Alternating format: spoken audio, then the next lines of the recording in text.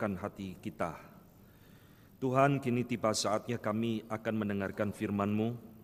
Kami sudah memuji nama Tuhan, kiranya Tuhan berkenan menerima segala puji-pujian kami. Sekarang berikan kepada kami hati yang tenang, menantikan kebenaran itu tiba di hati dan di telinga kami. Biarlah firman yang akan kami renungkan kembali boleh menjadi teguran bagi kami, menjadi penghiburan bagi kami, menjadi topangan bagi jiwa kami yang rapuh. Pimpin hamba-Mu yang akan menyampaikan firman, dan Tuhan yang memberikan kuasa dan penyertaan kepada dia, supaya firman yang akan diberitakan kembali menjadi berkat bagi kami semua. Sertai kami, di dalam nama Tuhan kami Yesus Kristus, kami sudah berdoa menantikan kebenaran firman-Mu. Amin. Silakan duduk. Selamat pagi Bapak Ibu sekalian yang saya kasihi dalam Tuhan.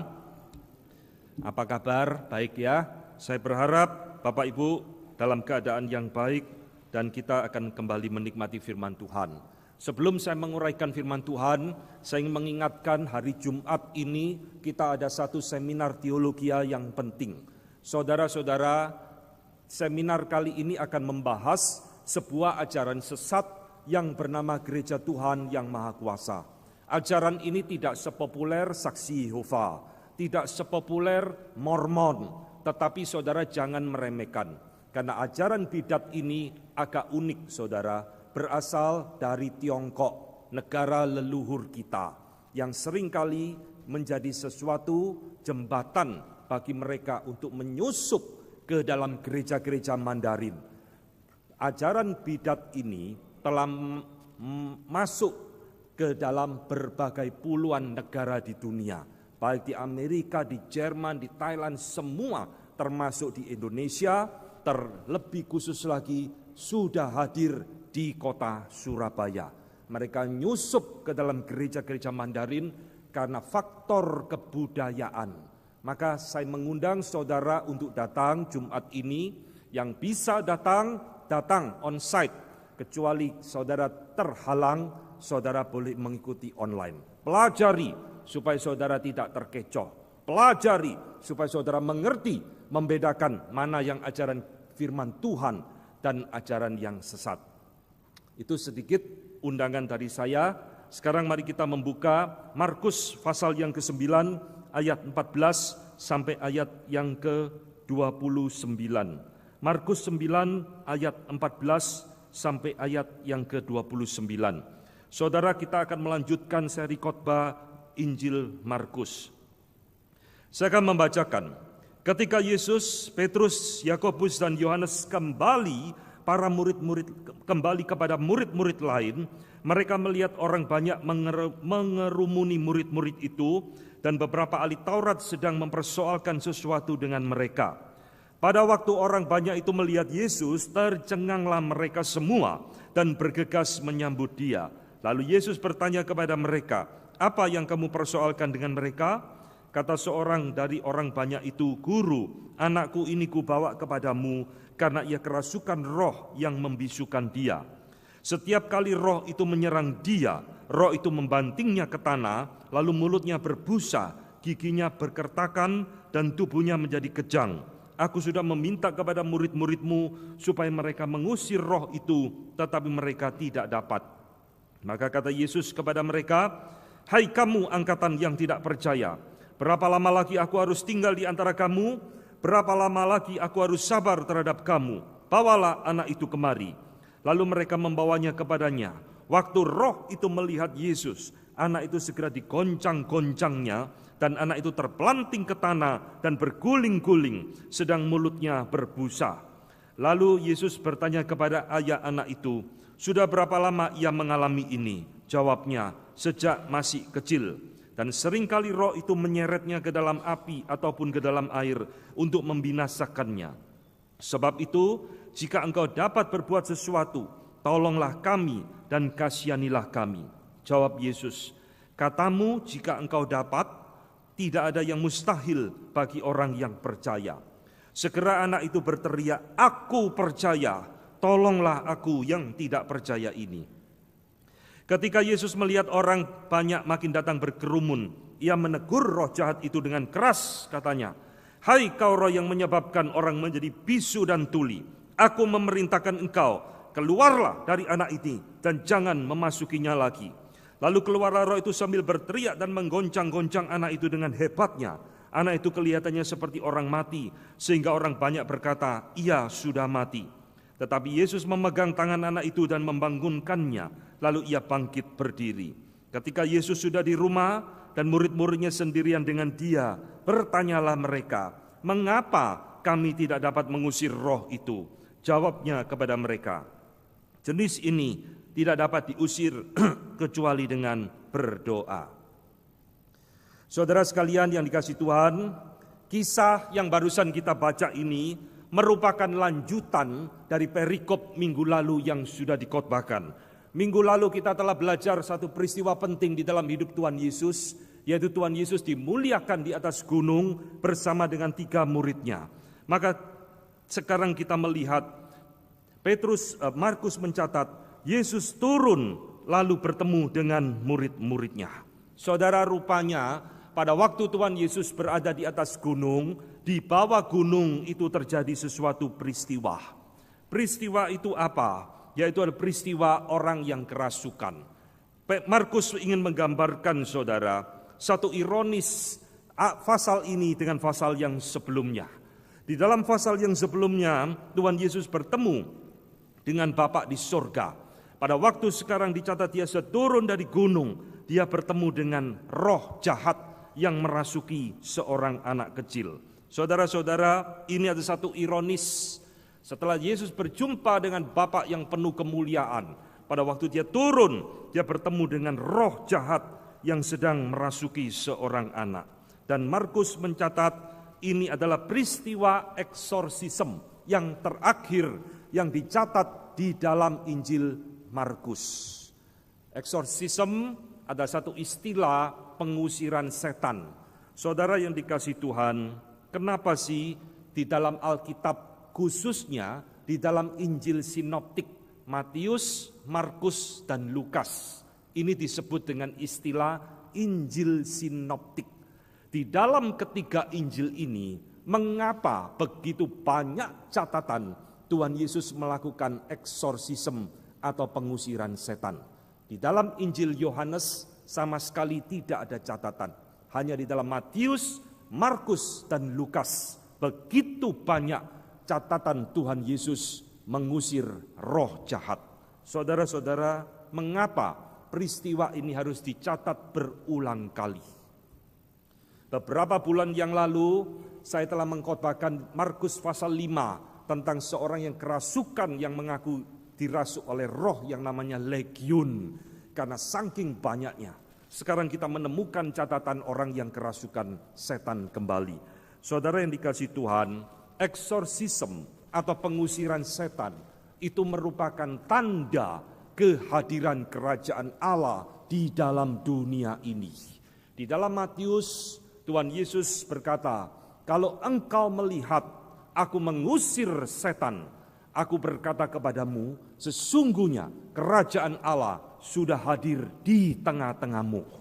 Saudara yang dikasihi Tuhan, kerajaan Allah ditandai salah satunya adalah dengan iblis itu diikat, iblis itu dibatasi, iblis itu dikalahkan melalui pengusiran setan yang dilakukan oleh Tuhan Yesus. Itulah sebabnya saudara, di dalam ketiga Injil ini kita akan menemukan berbagai catatan Tuhan Yesus mengusir roh jahat. Karena di dalam setiap kasus demi kasus kita bisa mempelajari hal-hal penting, baik dari sudut demonologi atau ilmu tentang mempelajari tentang iblis, ataupun dari kuasa Tuhan yang mengusir roh jahat tersebut. Saudara, hari ini kita kembali masuk di dalam Markus pasal ke-9. Kita menemukan catatan yang sama. Ada seorang anak yang dirasuk oleh roh jahat, lalu dibawa oleh bapaknya kepada murid-murid Tuhan Yesus, dan murid-murid Tuhan Yesus ternyata gagal mengusir roh jahat. Hari ini saya akan membagikan 3 problem penting yang saya temukan di dalam perikop ini. Ketika saudara membaca perikop ini, seolah-olah hanya muncul satu masalah, yaitu orang yang kerasukan setan. Tetapi saudara kalau memperhatikan, Tuhan Yesus melihat dengan kacamata yang berbeda. Di dalam kacamata Tuhan Yesus, ini bukan hanya satu problem orang yang kerasukan setan. Tuhan Yesus menemukan ada 3 problem besar yang muncul di dalam perikop ini, dan Tuhan Yesus membereskan satu persatu. Sekarang kita akan memulai, saudara. Problem apa yang muncul di dalam perikop ini? Pertama saya sebut sebagai problem of overconfidence. Problem terlalu percaya diri. Inilah problem para murid. Saudara, di dalam ayat ke-14 dikatakan, ketika Yesus, Petrus dan Yakobus serta Yohanes turun dari gunung, kembali menemui murid-murid yang lain, mereka melihat orang banyak itu mengerumuni murid-murid yang lain itu, dan beberapa ahli Taurat sedang mempersoalkan sesuatu dengan mereka. Perhatikan, Markus mencatat, mereka sedang mempersoalkan sesuatu dengan murid-murid itu. Lalu Yesus tanya, apa yang kamu permasalahkan? Saudara-saudara, jelas di dalam perikop ini yang mereka permasalahkan adalah topik tentang para murid gagal mengusir roh jahat di dalam diri anak tersebut. Ini menjadi problem utama yang menjadi perdebatan antara orang-orang banyak itu dengan murid-murid yang lain. Saudara, ini menjadi hal menarik, saudara. Kenapakah para murid gagal mengusir setan? Kalau kita memperhatikan dari Injil Markus sendiri, saudara, Markus 6 ayat ke-7 berkata, ia memanggil ke-12 murid itu dan mengutus mereka berdua-dua, ia memberi kuasa atas roh-roh jahat. Bukankah ayat ini dengan jelas mengatakan Tuhan Yesus memperlengkapi mereka dengan kuasa untuk mengusir roh jahat? Dan di dalam Markus 6 ayat ke-13 dikatakan, dan mereka mengusir banyak setan dan mengoles banyak orang sakit dengan minyak dan menyembuhkan mereka. Markus 6 ada catatan penting tentang 2 hal. Tuhan Yesus memberikan mereka kuasa, dan di dalam ayat 13 mereka berhasil mengusir banyak setan. Saudara-saudara, sekarang pertanyaannya, lalu kenapa di dalam perikop ini mereka gagal mengusir setan? Bukankah mereka sudah pernah melakukan? Bukankah mereka sudah terbiasa melakukan? Sekarang kenapa kok gagal mengusir setan? Saudara, orang kalau sudah bisa sekali seumur hidup berenang, lalu dia tidak pernah berenang puluhan tahun, dia masih bisa berenang tidak? Bisa. Orang yang sekali sudah bisa bersepeda, tidak pernah bersepeda puluhan tahun, diberi sepeda, masih bisa sepedaan enggak? Bisa. Lalu kenapa para murid yang sudah sering mengusir setan, hari itu mereka gagal mengusir setan? Ini menarik, saudara. Nah, saudara-saudara yang dikasih Tuhan, di dalam ayat 28 sampai 29, di akhir daripada perikop ini, setelah semua kasus ini selesai, mereka datang berbicara pribadi dengan Tuhan Yesus. Mereka bertanya, Tuhan, kenapa kami gagal mengusir roh itu? Saudara-saudara, di dalam pelayanan Tuhan Yesus beberapa kali dicatat di dalam Markus, setelah mengajar, setelah membuat mujizat, selalu ada waktu menyendiri dengan murid-murid untuk berdiskusi, untuk menjelaskan, untuk mengevaluasi. Di dalam Markus 4, ketika ia sendirian, pengikut-pengikutnya dan ke-12 murid itu menanyakan dia tentang perumpamaan itu. Tuhan Yesus mengajar secara pribadi. Sekarang di dalam hal ini juga sama, saudara. Setelah anak itu diusir setan keluar dari dirinya, mereka berkumpul dengan Tuhan Yesus para murid, lalu tanya, kenapa guru kami tidak bisa mengusir roh itu? Saudara, perhatikan jawab Tuhan Yesus. Di dalam ayat ke-29 tadi kita membaca. Jawabnya kepada mereka, jenis ini tidak dapat diusir kecuali dengan berdoa. Ternyata jawabannya sangat simpel sekali, sederhana sekali, tetapi ini yang terlupakan oleh murid-murid. Hari ini kita mau belajar hal penting, saudara, dari problem overconfidence yang dimiliki oleh para murid pada peristiwa ini. Saudara-saudara, Tuhan Yesus mengatakan, jenis ini, jenis roh jahat model ini, tipe ini, tidak bisa sembarangan ditengking, kecuali dengan berdoa. Apa yang Tuhan Yesus ingin sampaikan kepada para murid dengan kalimat kecuali dengan berdoa? Saudara, berdoa di sini itu menunjuk kebergantungan kepada Allah. Ini sesuatu yang murid-murid lupakan. Ini sesuatu yang murid-murid abaikan. Mengapa mereka mengabaikan berdoa, saudara? Karena menurut para murid, kami sudah terbiasa mengusir setan. Kami sudah sering mengusir setan. Ini memang pekerjaan kami, mengusir setan. Jadi saudara, mereka di dalam konteks ini, mereka meremehkan kebergantungan mereka kepada Allah. Saudara yang dikasihi Tuhan, kalimat Tuhan Yesus menegur murid-murid. Jenis ini tidak bisa diusir kecuali dengan berdoa. Ini menunjukkan Tuhan Yesus sedang menegur mereka. Engkau sedang meremehkan roh jahat di dalam diri anak tersebut. Saudara, inilah problem pertama yang Tuhan Yesus lihat di dalam diri para murid. Para murid berpikir itu adalah kuasa yang sudah pernah diberikan oleh Tuhan Yesus kepada mereka. Dan mereka berpikir kuasa itu melekat di dalam diri mereka selama-lamanya. Jadi kalau sudah pernah diberikan kuasa oleh Tuhan Yesus, kita tidak perlu lagi berdoa, kita tidak perlu lagi bergantung, kita tidak perlu lagi memohon penyertaan dari Tuhan. Kita sudah biasa mengusir setan. Justru inilah kesalahan mereka di dalam melayani. Saudara-saudara, mereka memiliki apa yang kita sebut dengan hyper faith, iman yang berlebih-lebihan. Kita adalah murid Tuhan Yesus, kita sudah diberi kuasa, kita sudah sering mengusir setan. Maka kali ini pasti juga akan berhasil. Tetapi hari itu membuktikan mereka gagal mengusir roh jahat yang ada di dalam anak tersebut.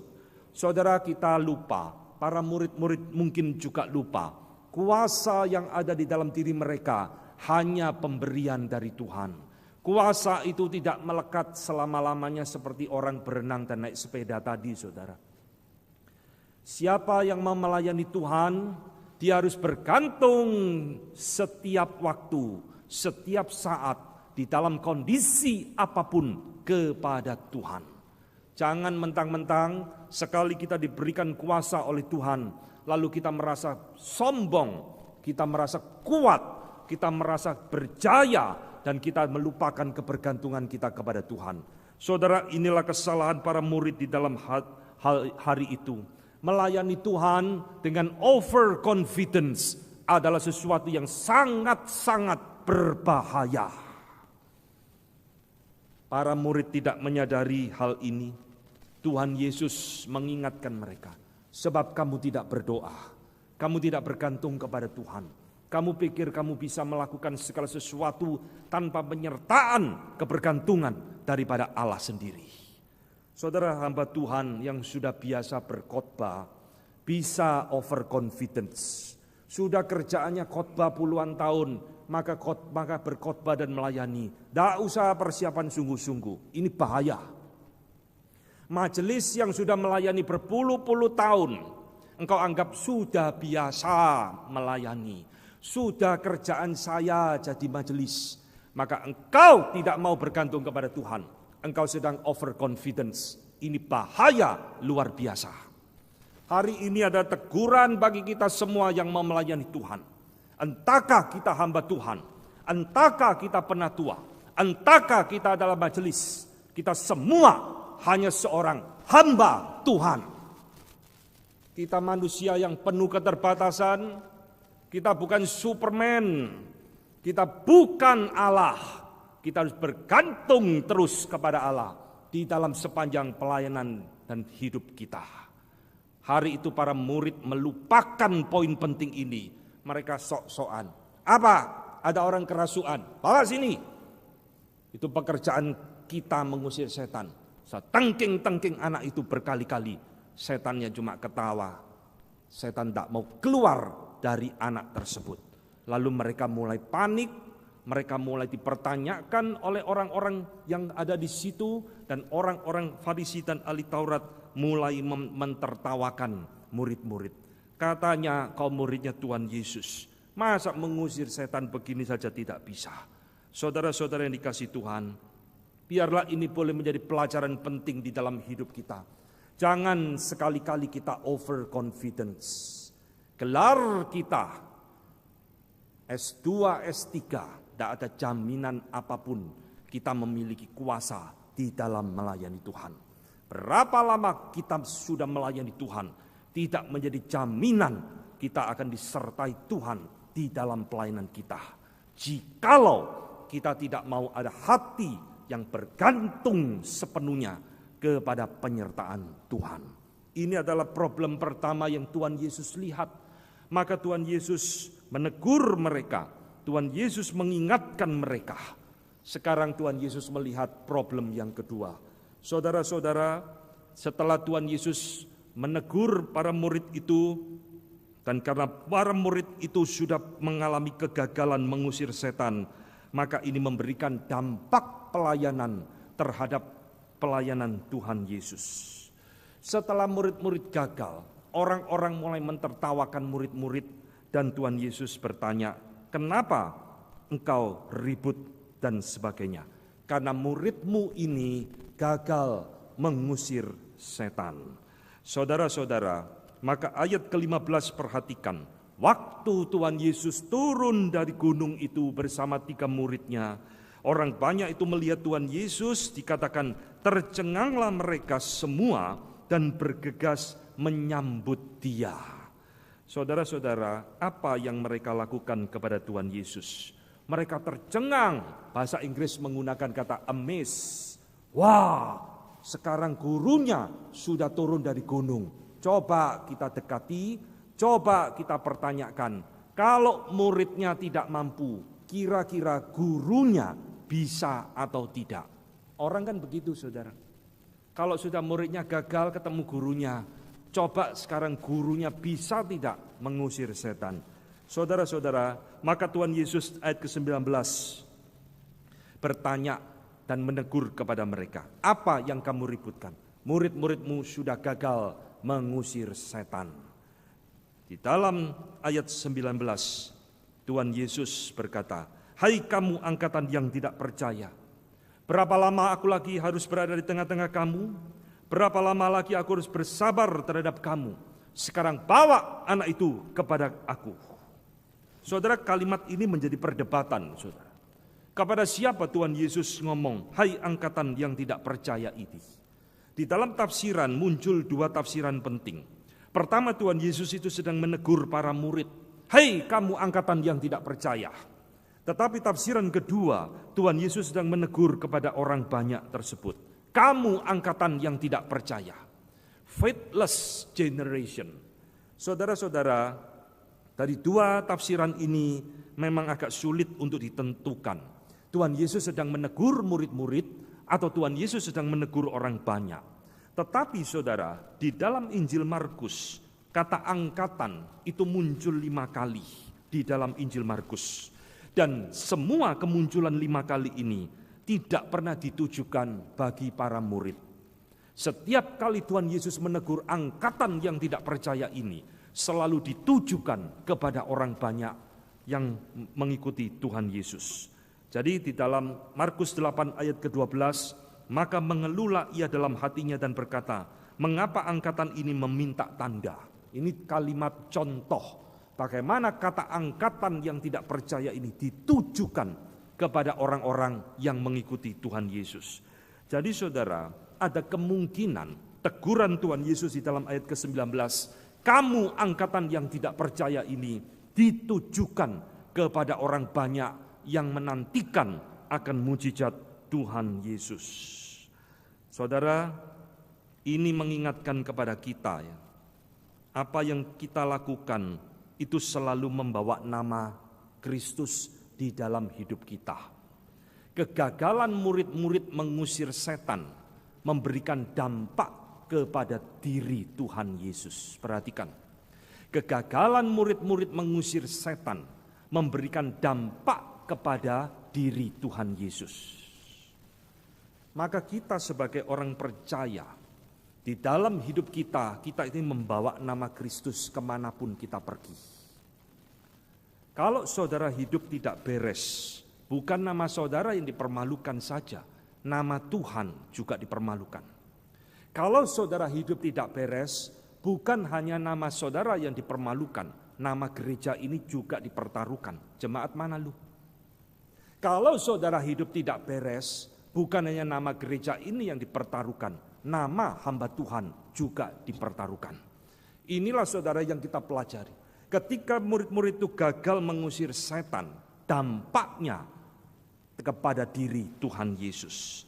Saudara lihat, ketika Tuhan Yesus ngomong, sekarang bawa anak itu kemari. Bapaknya bawa kepada Tuhan Yesus. Lalu Tuhan Yesus tanya kepada ayah anak itu, sudah berapa lama ia mengalami ini? Jawabnya, sejak masih ia kecil. Ayat ke-22 menarik sekali, saudara perhatikan. Bapaknya ngomong kepada Tuhan Yesus, sebab itu jika engkau dapat berbuat sesuatu, tolonglah kami dan kasihanilah kami. Sebab itu, jikalau engkau mampu berbuat sesuatu, tolonglah kami, kasihanilah kami. Saudara, kata dapat berbuat sesuatu itu menggunakan kata dunamai, yang itu muncul kata dinamit yang artinya kuasa. Jadi bapak anak ini itu tanya kepada Tuhan Yesus, jika engkau mampu, jika engkau punya kuasa, tolonglah kami. Saudara-saudara, di dalam Injil Markus paling tidak kita akan menemukan ada 2 kasus orang meragukan Tuhan Yesus. Pertama, Markus 1 ayat 40. Seorang yang sakit kusta datang kepada Tuhan Yesus sambil berlutut di hadapannya, ia memohon bantuannya, katanya, kalau engkau mau, engkau dapat mentahirkan aku. Orang ini meragukan kemauan Tuhan Yesus. Kalau engkau mau, engkau dapat menyembuhkan aku.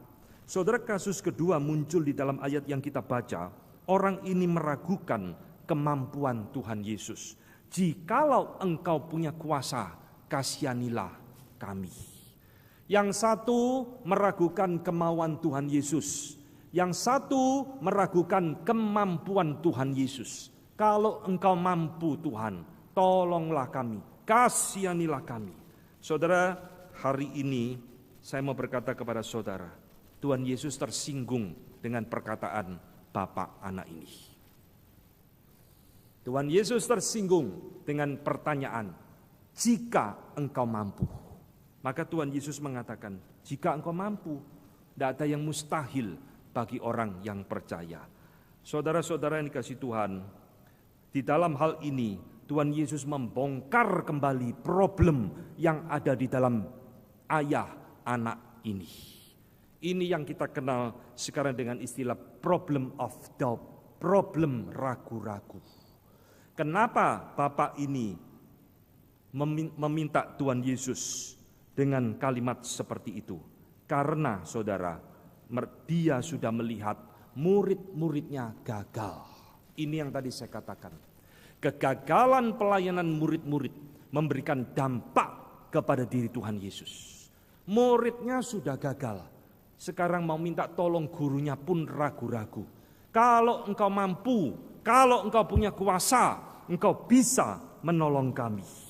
Saudara, Tuhan Yesus membongkar iman orang ini. Orang ini datang meminta pertolongan kepada Tuhan Yesus, tapi sekaligus meragukan kuasa Tuhan Yesus. Ya syukur-syukur kalau sembuh, kalau tidak sembuh ya wis tidak apa-apa. Kalau engkau mampu Tuhan, sembuhkan, kasihani kami. Saudara yang dikasihi Tuhan, problem ayah dari anak ini itu kebalikan total dari problem yang tadi saya sebutkan. Kalau para murid itu memiliki problem overconfidence, hyper faith, iman yang berlebih-lebihan. Kami murid Tuhan Yesus, kami para rasul, kami pasti bisa mengusir setan. Maka ayah dari anak ini memiliki yang saya sebut dengan hypofaith, iman yang justru terlalu kecil. Sampai ngomong kepada Tuhan Yesus, kalau engkau mampu, engkau bisa menolong anak ini. Saudara-saudara, apa yang Tuhan Yesus lakukan? Tuhan Yesus membongkar iman yang rapuh dari seorang bapak ini. Tak ada yang mustahil bagi orang yang percaya.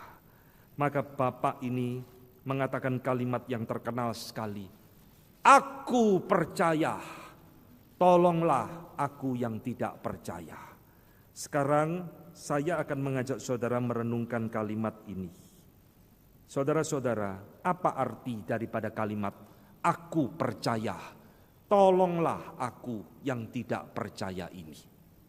Saudara yang dikasihi Tuhan, apakah kata percaya di sini itu berarti bapak ini beriman kepada Tuhan Yesus? Lalu Tuhan Yesus sembuhkan anaknya yang kerasukan setan. Saya pikir tidak, saudara. Di dalam Alkitab, kata percaya itu artinya macam-macam, saudara. Percaya itu bisa sekedar percaya.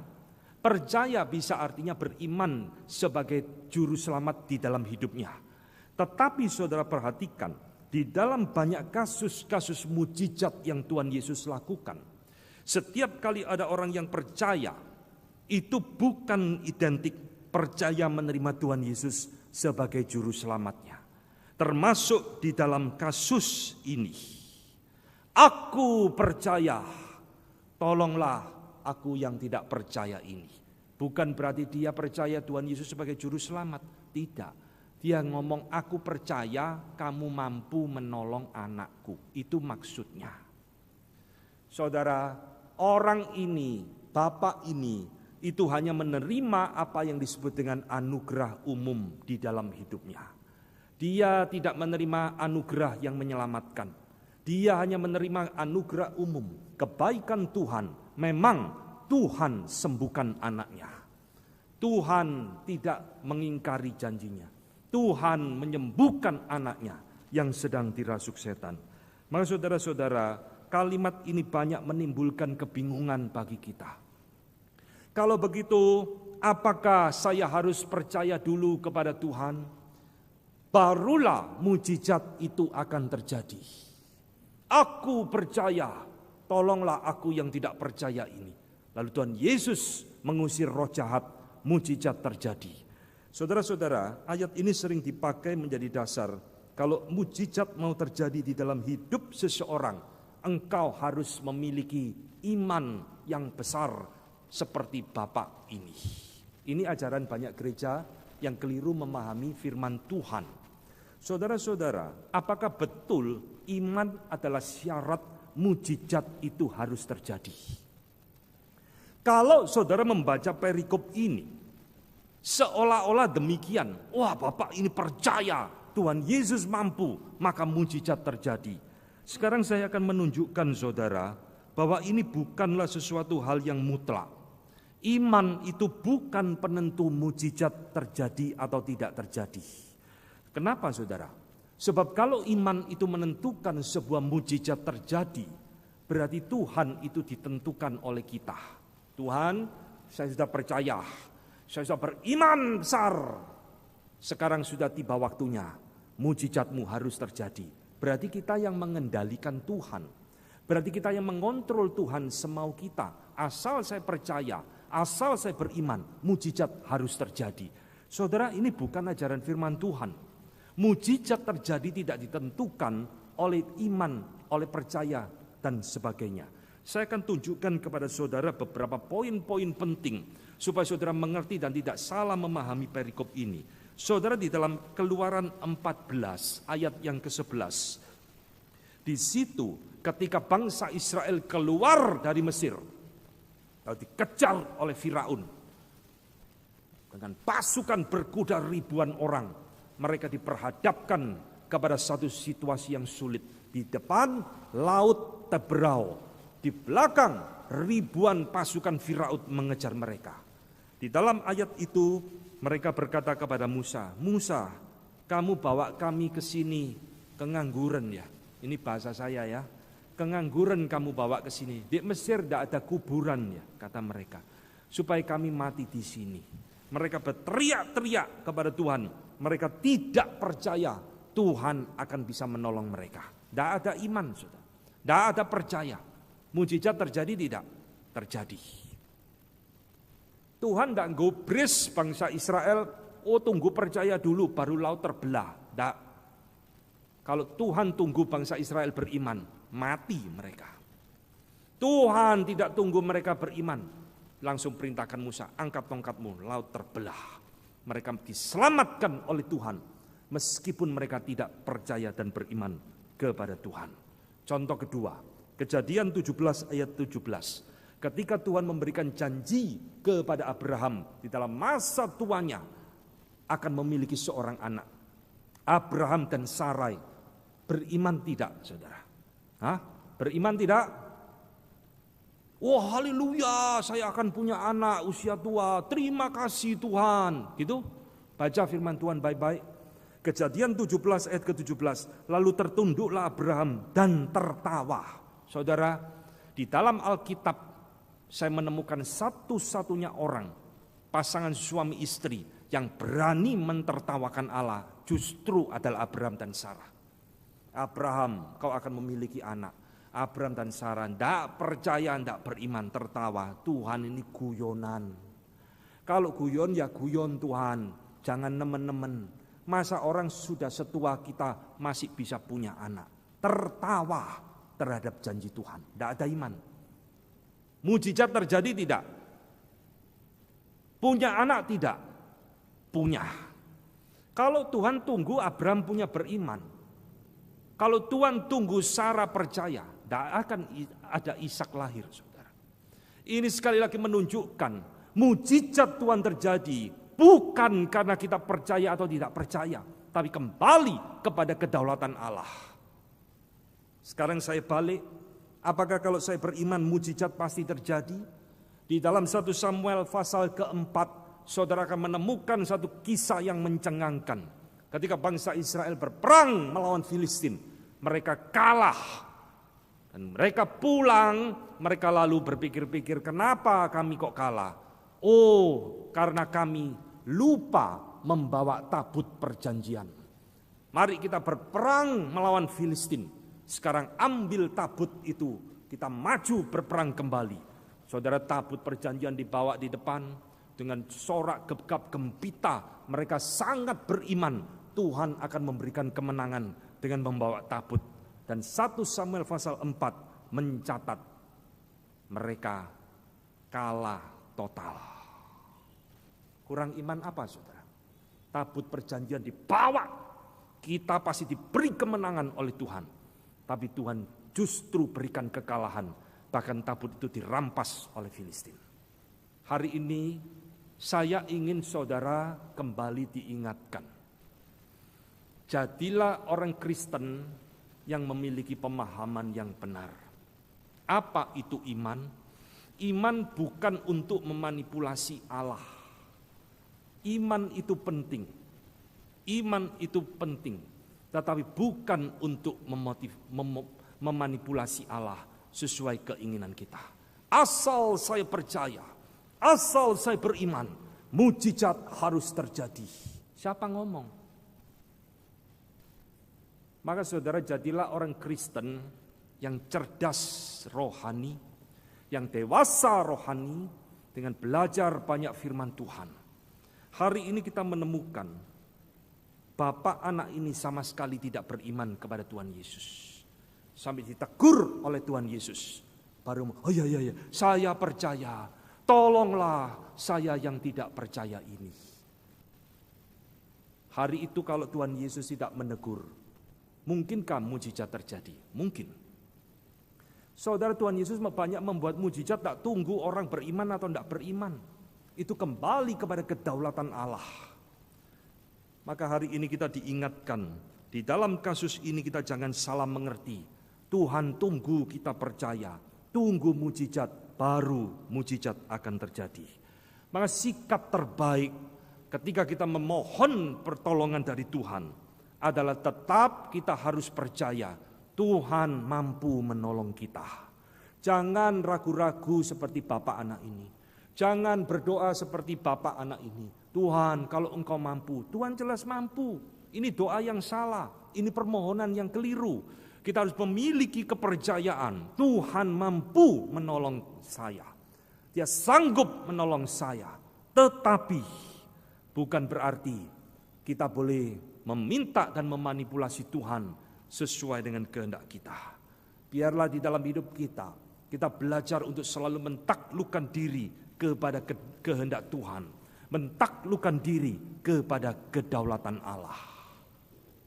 Doa yang indah diberikan oleh Tuhan Yesus di Taman Getsemani. Bukan kehendakku, melainkan kehendak-Mu. Doa yang indah pernah dikatakan oleh 3 orang di dalam kitab Daniel yang hendak dibakar. Tuhan sanggup menolong kami. Kalaupun Tuhan tidak menolong kami hari ini, kami tetap tidak mau menyembah patung itu. Ini iman yang beres. Saudara-saudara, Bapak Reformator John Calvin di dalam tafsiran bagian ini mengatakan, orang ini menyatakan dia percaya, tetapi pada saat yang sama dia juga mengakui dia tidak percaya. 2 kalimat yang seolah-olah bertentangan ini, percaya dan tidak percaya ini, itu seringkali juga muncul di dalam diri kita. Ini menjadi teguran bagi kita. Kita seringkali berdoa kepada Tuhan ragu-ragu. Tuhan mampu tidak tolong saya. Tuhan mau tidak tolong saya. Saudara, biarlah hari ini kita diingatkan di dalam peristiwa ini. Kita jangan memiliki the problem of doubt, problem ragu-ragu setiap kita memohon kepada Tuhan. Tetapi yang penting adalah mentaklukkan diri kepada kehendak Tuhan. Sekarang kita masuk di dalam problem ketiga yang merupakan puncak di dalam perikop ini, yaitu problem of demon possess, problem kerasukan. Saudara, hari ini saya tidak bisa menguraikan banyak hal tentang poin ini karena waktu tidak memungkinkan. Tetapi kalau saudara perhatikan apa yang Tuhan Yesus lakukan di dalam masalah kerasukan ini berbeda dengan Markus pasal ke-5 yang pernah saya khotbahkan. Di dalam Markus pasal ke-5, Tuhan Yesus tanya kepada orang yang kerasukan itu, siapa namamu? Lalu roh jahat itu mengatakan, my name is Legion. Namaku adalah Legion, sebab kami banyak. Perhatikan, di dalam Markus 9, Tuhan Yesus sama sekali tidak berinteraksi dengan roh jahat ini. Tuhan Yesus tidak tanya, siapa namamu? Tidak. Tuhan Yesus hanya tanya kepada papanya, sudah berapa lama dia menderita ini?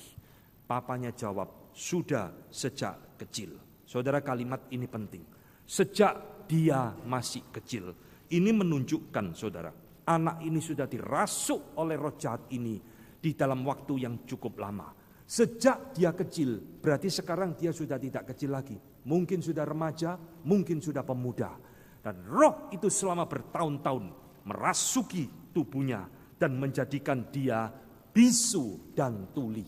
Saudara, Markus 9 adalah peristiwa kerasukan yang unik karena di dalam peristiwa ini kita menemukan sedikit kaitan kerasukan dengan kesehatan. Saudara yang dikasihi Tuhan, memang Markus tidak mencatat mengapa anak ini kerasukan. Dan di dalam seluruh Alkitab, saudara tidak akan menemukan penulis-penulis Alkitab ngomong penyebab seseorang kerasukan. Tidak ada. Mengapa anak ini kerasukan? Markus tidak mencatat. Tetapi orang kerasukan itu bisa bermacam-macam. Saudara-saudara, orang yang bermain-main dengan okultisme biasanya adalah cara yang paling sering membuat orang itu kerasukan. Orang yang kerasukan itu bisa di dalam dua cara. Pertama adalah kerasukan yang sengaja memanggil roh jahat. Ini akan saudara temukan di dalam atraksi-atraksi kebudayaan. Supaya atraksinya menarik panggil roh jahat dengan mantra-mantra lalu merasuk ke dalam diri orang tersebut. Menjadikan dia sakti dan sebagainya. Tusuk pipinya tembus dengan pisau, tidak luka. Sayat-sayat dengan golok, tidak berdarah, kebal. Tapi kerasukan model ini cuma sementara. Begitu selesai atraksi, roh itu keluar, dia jadi normal lagi. Nah saudara, yang seperti ini tidak pernah muncul di dalam Alkitab. Yang justru adalah sering muncul orang yang dirasuk di dalam waktu jangka yang lama. Bukan karena diundang, tetapi karena faktor yang lain. Roh jahat itu masuk ke dalam diri orang tersebut, menguasai roh dan tubuhnya. Ini perhatikan. Orang yang dirasuk di dalam Alkitab selalu dirasuk dan dikuasai di dalam roh dan tubuhnya. Bukan tubuhnya saja, bukan rohnya saja, tetapi selalu kedua-duanya. Sekali lagi saudara, jangan bermain-main dengan okultisme di dalam bentuk apapun. Iblis bisa menyamar di dalam segala kebudayaan manusia yang kita tidak sadari. Di situ dia bisa menungganginya. Segala ramalan-ramalan, Guamia, Jamsi, hal-hal yang lainnya yang bersifat okultisme, saudara harus tinggalkan. Orang percaya tidak boleh bermain-main dengan hal seperti ini. Ini adalah celah, ini adalah pintu roh itu masuk di dalam hidupmu atau bahkan keluargamu. Tidak tertutup seorang ayah yang suka bermain dengan hal-hal bersifat okultisme. Anaknya yang akan diserang oleh iblis, seperti di dalam kasus seperti ini. Mas saudara-saudara, ini menjadi peringatan bagi kita. Di dalam kasus ini ada keunikan yang Markus ingin tunjukkan. Roh ini justru menjadikan anak ini lemah luar biasa. Saudara, di dalam Markus 5, orang yang dirasuk itu adalah menjadi orang yang sangat kuat. Dirantai, dilepaskan. Dia tidak bisa dikalahkan oleh banyak orang. Kadang iblis merasuk seseorang menjadikan dia kuat seperti Superman. Kadang iblis merasuk seseorang menguasai menjadikan dia begitu lemah tidak berdaya seperti anak ini. Dibanting-banting, kejang-kejang, lalu mulutnya berbusa dan sebagainya. Saudara-saudara yang dikasih Tuhan, hal ini sekarang kita akan gali sedikit. Apakah mungkin iblis itu yang merasuk seseorang bisa menyebabkan sesuatu penyakit? Ini penting. Apa yang saudara baca di dalam Markus 9 ini mengingatkan kepada kita satu penyakit yang disebut dengan epilepsi atau ayan. Kejang, giginya bergeretakan, maka supaya tak menggigit lidah biasa diberikan macam-macam supaya untuk mengerem, dan mulutnya berbusa. Saudara, apa yang dicatat di dalam Markus 9 ini? Banyak pentafsir mengatakan ini adalah penyakit epilepsi.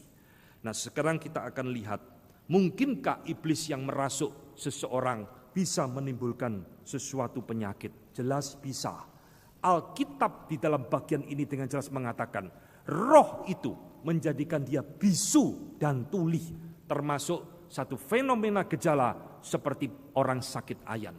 Tetapi hari ini saya mau berkata kepada saudara, tidak semua penyakit itu berasal dari iblis. Ini jangan dibolak-balik. Iblis bisa menyebabkan seseorang sakit, bisa. Ayub dibikin menderita penyakit dari atas sampai bawah oleh kuasa kegelapan. Tapi bukan semua penyakit berasal dari iblis. Saudara, ayat ini, perikop ini seringkali disalah mengerti di dalam hal yang lainnya. Maka saudara jangan heran. Banyak pendeta memberikan pelayanan eksorsisme pengusiran yang tidak tepat. Roh buta, roh tuli, roh males, roh ndablek, roh macam-macam. Dalam nama Tuhan Yesus keluar. Tidak ada saudara roh ndablek, roh males, roh bodoh, roh apa. Itu semua ada sesuatu bentuk pengusiran setan yang keliru mentafsirkan ayat ini. Memang ayat ini mengatakan dengan jelas, Tuhan Yesus mendengking, hai engkau roh yang menyebabkan bisu dan tuli, keluar dari anak ini. Yang menyebabkan bisu dan tuli itu adalah roh jahat. Tapi tidak ada namanya roh bisu, roh tuli, roh males, tidak ada saudara. Maka jangan keliru mengaplikasikan dan memahami ayat ini. Iblis bisa membuat dan memberikan penderitaan secara penyakit di dalam hidup seseorang. Tapi bukan berarti semua penyakit sekali lagi berasal dari iblis. Lalu bagaimana kita membedakannya? Saya akan memberikan 4 poin secara singkat pada pagi ini. Pertama, orang yang sakit karena kuasa kegelapan, karena kerasukan khususnya, akan memiliki kepribadian yang berbeda dari yang sebelumnya. Kalau yang dirasuk itu istrimu atau suamimu, dia bukan lagi jadi istri dan suamimu, dia jadi pribadi yang lain, saudara. Anak ini bukan menjadi anak yang dikenal oleh bapaknya. Karena kuasa roh jahat itu merasuk diri rohnya, dia menjadi berubah kepribadiannya. Ini adalah hal yang pertama.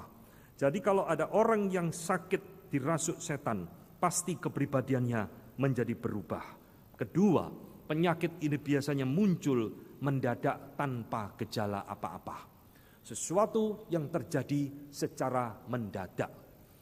Ya, ketiga, orang yang dirasuk dan mengalami kesakitan secara fisik, Alkitab menunjukkan akan disertai dengan tanda-tanda violence, kekerasan. Orang yang digerasa, yang dirasuk oleh roh legiun menjadi orang yang violence. Di dalam bagian ini kita juga melihat orang itu menjadi violence, penuh dengan kekerasan. Khususnya ketika diajak berbicara tentang Tuhan Yesus. Akan menampakkan gejala kemarahan dan kebencian kepada Tuhan Yesus. Ini tanda-tanda orang yang sedang dirasuk. Dan yang keempat, orang yang dirasuk oleh roh jahat sehingga menimbulkan satu penyakit tidak akan pernah sembuh dari penyakit dengan obat medis. Saudara-saudara, ini adalah 4 tanda yang singkat yang tidak bisa kita gali secara dalam. Tetapi saya harap saudara sekarang mulai bisa membedakan. Jadi tidak semua gangguan jiwa, mental illness itu dari iblis, dari roh jahat. Hamba Tuhan yang tidak mengerti, melihat orang stres, melihat orang depresi, ditengking-tengking. Dalam nama Yesus, roh depresi keluar, roh stres keluar. Ini harus belajar firman Tuhan. Kalau itu depresi secara medis, saudara mau tengking 1000 kali tidak akan sembuh.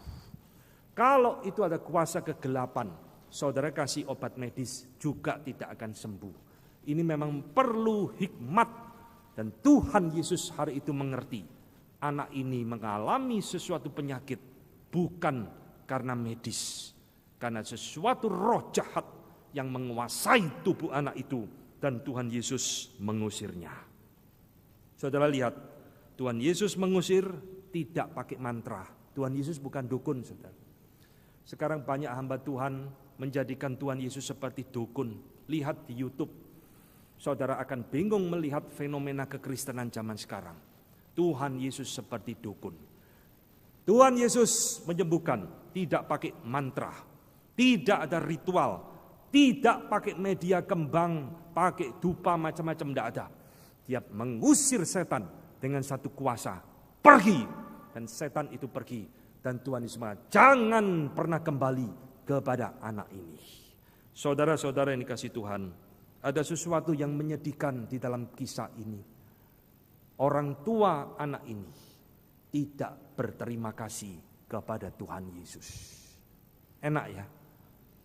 Setelah ditolong Tuhan Yesus, anaknya disembuhkan, nyelonong pergi. Markus tidak mencatat orang tua ini sujud berterima kasih kepada Tuhan Yesus. Tidak ada. Itulah sebabnya aku percaya ini tidak ada urusannya dengan saving faith, iman yang menyelamatkan.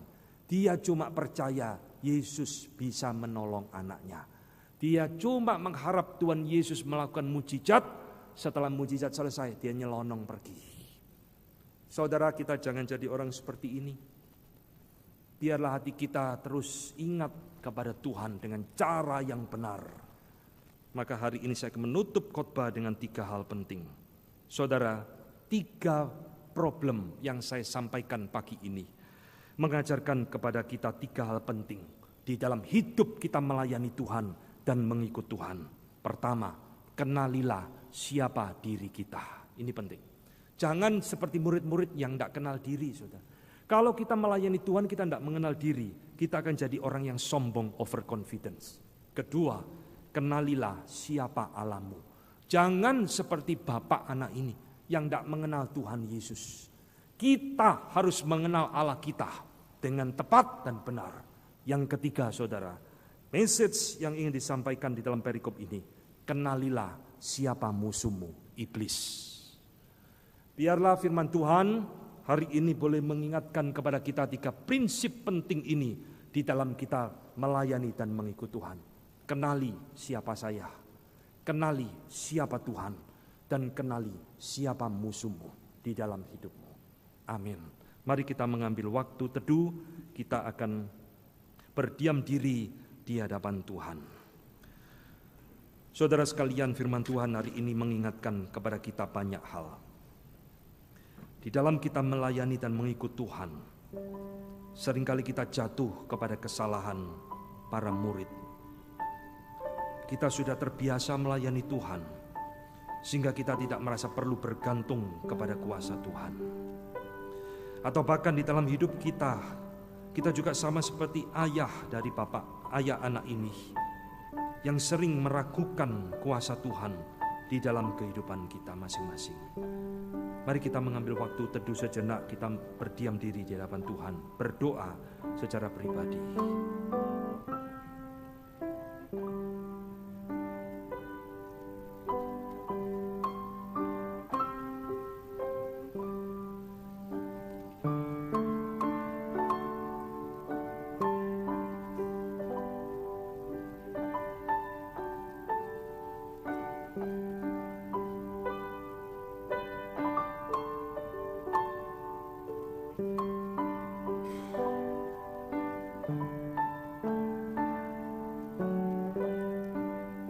Bapa di dalam surga, kami bersyukur untuk firman dan teguran-teguran yang Tuhan berikan kepada kami. Baik kami sebagai hamba Tuhan, baik kami sebagai majelis, ataupun kami sebagai jemaat biasa. Betapa di dalam hidup kami seringkali melakukan kesalahan-kesalahan di dalam kami melayani dan mengikut Tuhan. Kami bergantung bukan kepada kuasa Tuhan, tapi kami bergantung kepada kemampuan diri kami. Kami bergantung kepada kebiasaan-kebiasaan kami melayani. Tuhan, kami juga memohon belas kasihan-Mu di dalam kehidupan kami sebagai anak-anak Tuhan. Ketika kami berdoa menghampiri Tuhan, seringkali ada banyak keraguan-raguan di dalam hidup kami. Kami tidak percaya Tuhan mampu menolong kami. Kami meragukan kuasa Tuhan di dalam hidup kami. Tuhan, ampunilah kami. Kiranya firman pada pagi ini boleh menjadi teguran yang membangun bagi setiap kami. Membawa kami semakin mengenal siapakah diri kami, membawa kami semakin mengenal siapakah Engkau, dan juga membawa kami semakin tahu siapakah musuh terbesar di dalam hidup kami. Terima kasih untuk firman-Mu. Di dalam nama Tuhan kami Yesus Kristus, kami berdoa mengucap syukur. Amin.